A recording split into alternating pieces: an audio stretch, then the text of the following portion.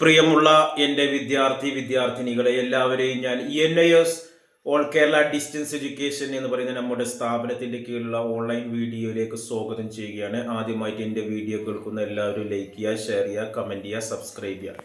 ഇന്ന് ഞാൻ നിങ്ങൾക്ക് മുമ്പിൽ പ്രസൻറ്റ് ചെയ്യുന്നത് ENISൻ്റെ +2 അതേപോലെ തന്നെ കേരള ബോർഡ് +2 പാസ്സായ വിദ്യാർത്ഥികൾ ഇനി തുടർ പഠനത്തിന് ഏതെല്ലാം മേഖലകൾ സെലക്ട് ചെയ്യണം എന്നുള്ളതിനെ കുറിച്ചിട്ടാണ്. സാധാരണ നമ്മൾ +2 കഴിഞ്ഞാൽ NIS +2 ആയിക്കോട്ടെ, കേരള +2 ആയിക്കോട്ടെ, രണ്ടിനും നമുക്ക് തുല്യതാ സർട്ടിഫിക്കറ്റ് കിട്ടുന്നതാണ്. ഈ രണ്ട് +2 കഴിഞ്ഞാലും നമ്മൾ പോകുന്ന ഒരു മേഖലയാണ്, പലരും പോകുന്ന ഒരു മേഖലയാണ് ഡിഗ്രി കോഴ്സുകൾ ചെയ്യുക എന്നുള്ളതാണ്. അപ്പോൾ ഹ്യൂമാനിറ്റീസ് കഴിഞ്ഞ ഒരു വിദ്യാർത്ഥികൾക്ക് ഹ്യൂമാനിറ്റീസിൻ്റെ കോഴ്സ് തന്നെ ഡിഗ്രിക്ക് എടുക്കണം എന്നില്ല. അത് പലർക്കും തെറ്റിദ്ധാരണയാണ്. കൊമേഴ്സ് +2 എടുത്താലാണ് BCom എടുക്കാൻ പറ്റുള്ളൂ, അല്ലെങ്കിൽ +2 ഹ്യൂമാനിറ്റീസ് എടുത്താൽ ഹ്യൂമാനിറ്റീസിൻ്റെ കോഴ്സ് തന്നെ ഡിഗ്രിക്ക് എടുക്കാൻ പറ്റുള്ളൂ എന്നുള്ളൊക്കെ ഒരു തെറ്റിദ്ധാരണ ഉണ്ട്. ഡിഗ്രി പഠിക്കണമെങ്കിൽ ഇനി +2 ആണ്. ഏത് +2 ആണ്. ഇപ്പോൾ ഒരു BCom പഠിക്കണമെങ്കിൽ +2 കൊമേഴ്സ് ആയിക്കോട്ടെ, +2 സയൻസ് ആയിക്കോട്ടെ, +2 ഹ്യൂമാനിറ്റീസ് ആയിക്കോട്ടെ, ഏത് വേണമെങ്കിലും സെലക്ട് ചെയ്യാം. ഇതേപോലെ തന്നെ BA സൈക്കോളജി ആണെങ്കിലും തന്നെ ഇനി +2 സെലക്ട് ചെയ്യാം. BA ഇംഗ്ലീഷ് ആണെങ്കിൽ ഇനി +2 സെലക്ട് ചെയ്യുക എന്നുള്ളതാണ്. പക്ഷേ BSc ഫിസിക്സ്, കെമിസ്ട്രി അങ്ങനെയുള്ള സംഭവങ്ങളുണ്ടാവും. അങ്ങനത്തെ സബ്ജക്റ്റ് എടുക്കണമെങ്കിൽ അവിടെ +2 സയൻസ് തന്നെ ആയിരിക്കണം, എന്നാലാണ് അതിൻ്റെ ബേസ് കിട്ടുള്ളൂ.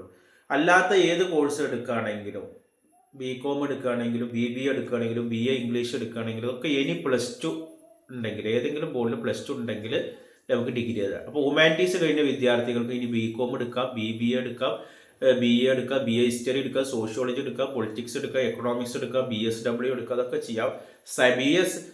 BSc chemistry, physics, botany, zoology ഇങ്ങനെയുള്ള മേഖലകളിലാണെങ്കിൽ +2 സയൻസ് തന്നെ എടുക്കുകയായിരിക്കും ഏറ്റവും ബെറ്റർ. പിന്നെ ഡിഗ്രി കഴിഞ്ഞാൽ പലരും B.Edന് പോകും. B.Ed കഴിഞ്ഞാൽ നിങ്ങൾക്ക് സ്കൂളിലൊക്കെ ടീച്ചറാകാം. അല്ലെങ്കിൽ ഡിഗ്രി 3 വർഷം 4 വർഷമൊക്കെ ഉണ്ട്. ചില ഡിഗ്രി ഒക്കെ നമുക്ക് ഇപ്പോൾ 4 വർഷം ആക്കിയിട്ടുണ്ട്.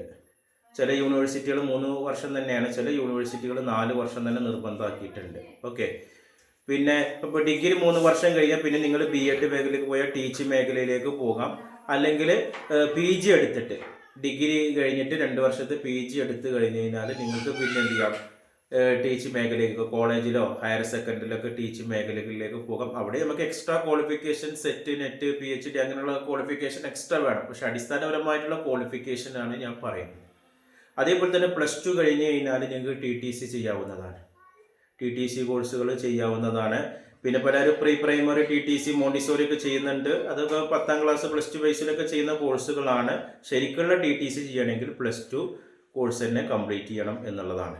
ഓക്കെ.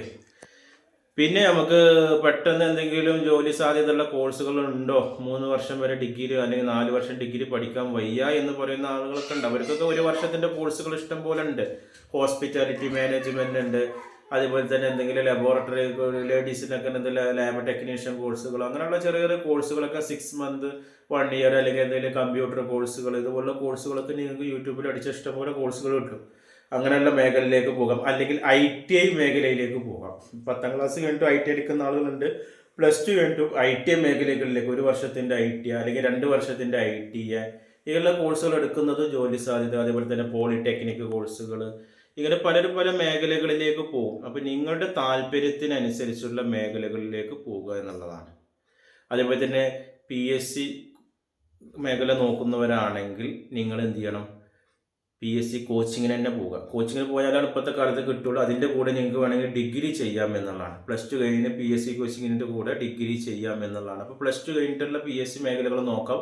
അതിൻ്റെ കൂടെ ഡിഗ്രി ചെയ്യുകയാണെങ്കിൽ ഡിഗ്രി കംപ്ലീറ്റ് ചെയ്യുമ്പോഴത്തേന് ഡിഗ്രി കഴിഞ്ഞിട്ടുള്ള PSC മേഖലകളിലേക്ക് നിങ്ങൾക്ക് തിരിയാവുന്ന അങ്ങനെ ഒട്ടനവധി കോഴ്സുകൾ പല മേഖലകളിലും ഉണ്ട്. ഓക്കെ. അതേപോലെ തന്നെ +2 കൊമേഴ്സ് കഴിഞ്ഞ ആളുകൾക്കാണെങ്കിൽ CMA കോഴ്സുകളൊക്കെ വരുന്നുണ്ട്. അക്കൗണ്ട് മേഖലകളിലൊക്കെ ഒരുപാട് അവസരങ്ങളുണ്ട്.